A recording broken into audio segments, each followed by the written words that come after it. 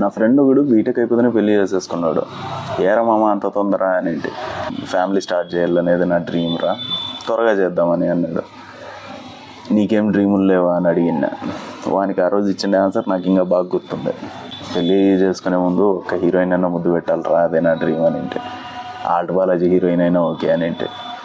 వాడు గట్టికి నవ్వి అయ్యే పనులు ఏమన్నా చెప్పచ్చు కదరా మామ అన్నాడు. అరే డ్రీమ్ అంటేనే పెద్ద ఉండాలిరా, కళల్లో కూడా నువ్వు లిమిట్ చేసుకుంటే ఎట్లా? హీరోయిన్ కాకపోతేనేమి పక్క సందులో దోశలేసే ఆంటీని ముందు పెట్టుకోమంటావా, అదేం డ్రీమ్ అవుతుందిరా అని.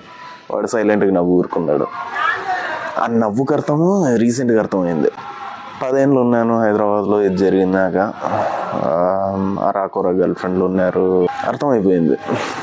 మా నాన్నకు ఫోన్ చేసి నా అంతకు నేను ప్రేమించే అమ్మాయిని ఎత్తుక్కోలేను నాన్న, నువ్వే అదో పిల్లని చేసి పెట్టు అని. పక్క సందులో దోశలేసే ఆంటీ గుర్తుందారా అన్నాడు మా నాయన. గుర్తుంది నాన్న అన్న. వాళ్ళ ఆయన చచ్చిపోయినాడు రీసెంట్గా అన్నాడు. నాకు నా 2 కాయలు నోట్లోకి వచ్చేసినాయి 2 సెకండ్లు. అయితే ఏందన్నా ఇప్పుడు అన్నా. వాళ్ళకు ఒక కూతురు ఉందరా నిన్ను అడుగుతున్నారు అన్నాడు. ఫోటో చూడకుండా పెళ్లి చూపులు అరేంజ్ చేయని చెప్పిన.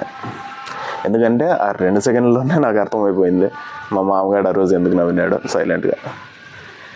Lower your fucking expectations, especially when it comes to